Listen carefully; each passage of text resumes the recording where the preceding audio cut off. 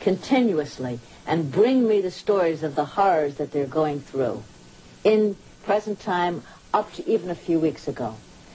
The church has a history of every time they're called to account, they say, oh, that was in the past. We've dismissed those people. We don't do that anymore.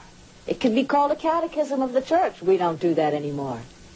They do it, and more. As they'll do it as much as they can get away with. In California, Ludus Burse is another former Scientologist whose troubles began when he left the church last year. Several months after I got out, they started sending people around to get me to sign a confession. 2 and 3 of them at a time. One of them was this big guy, about 6'6", and I don't know, it just freaked me out. After you refused to sign the confession, what was the next stage? I got a phone call from a private investigator who worked for John Peterson, a Scientology attorney, and he said if I didn't come and meet with him to sign this confession, that he would go to the immigration authorities and get me kicked out of the country over some discrepancies, as he called them, in my immigration status. So they had some fairly private information about your past? Oh, yeah. Yeah. Where do you think they got it from? Yeah. Well, this was some private investigator, just some voice on the phone. He got it from my confessional folders, which I had told to my Scientology so-called minister about 15 years before that. That's the only person I ever told about that. This 1972 directive that the FBI seized is a frank statement of one of Hubbard's aims. Item A, make money. Down the list, item J also reads, make money. Item K, make more money. And item L, make other people produce so as to make money. The place where the Church of Scientology offers its higher level courses, and therefore takes the most money, is here in Clearwater, Florida. This headquarters they call FLAG, where Scientologists from all over the world come to buy the so-called upper levels. The converted hotel is where Hubbard's elite Sea Org came ashore. The functionaries are as likely to be dressed as naval officers as priests. Scientologists usually join the staff if they cannot afford the fees to take the courses for free. But despite their snappy uniforms, most are paid very meagre wages. Here the staff administers the esoteric programs of auditing that Hubbard went on writing right up to his death. And it's a highly profitable activity. Scientologists have to go up the bridge. That is, take a series of courses, each more expensive than the last. The midpoint is called clear.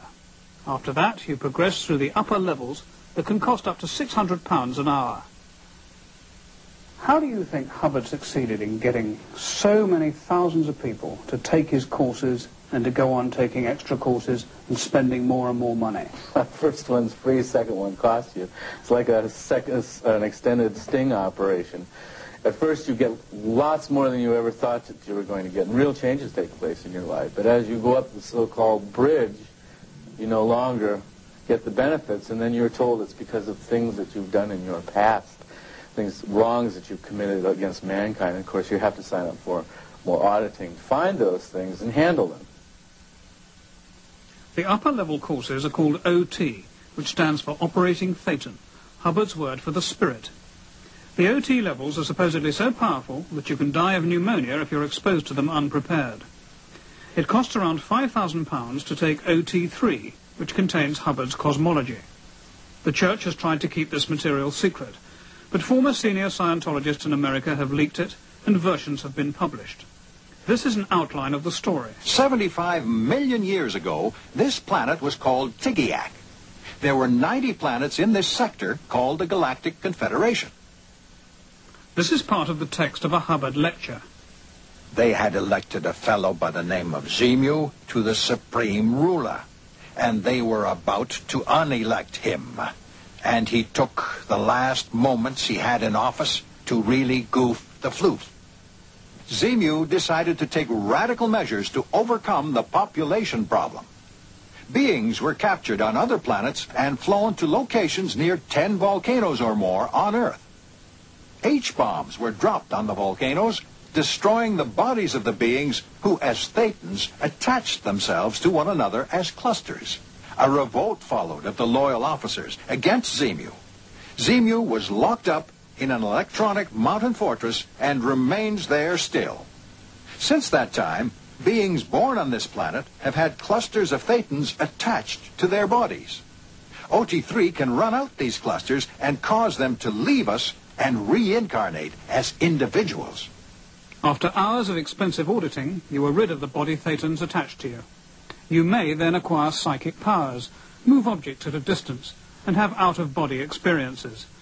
If you find you can't, then you must take the course again, for another £5,000. Ex-Scientologist Frank Notaro used the name Xenu in a demonstration outside a church building and got beaten up. Why is it so secret? Because Ron says that if people find out about this information, that they will get sick and die if they find out this information without paying the money. Well, did anybody who read your T-shirt get sick or die? The only person who got sick was me because I got beat up. Stun gun. So, well, I just want people to find out about what's been going on and what the church is really all about. L. Ron Hubbard and the church he founded spent money extravagantly, buying expensive properties on a whim. He built this Folly, a landlocked clipper ship, at the film studio he bought in the California desert. Here he directed films about Scientology. Hubbard died at a remote but magnificent ranch he bought further up the coast. Many ordinary Scientologists knew nothing of all this. They were told that this money was going for charitable purposes to help and benefit mankind. And the money was being used for illegal and criminal activities, to hire people to go through their confidential files and send people out to harass. And they would not have paid such very high fees if they had known the money was being used for this. They were being lied to, not so much about the gains and promises of the techniques, which is not an issue here, but the use the money was being put to and the purposes of the organization. What Your Fees Buy was issued in the 70s. Hubbard claimed he was as badly paid as any staff member and categorically stated, "The fees you pay do not go to me." But a succession of Hubbard's former staffers have testified that this was untrue. For example, one of his youthful messengers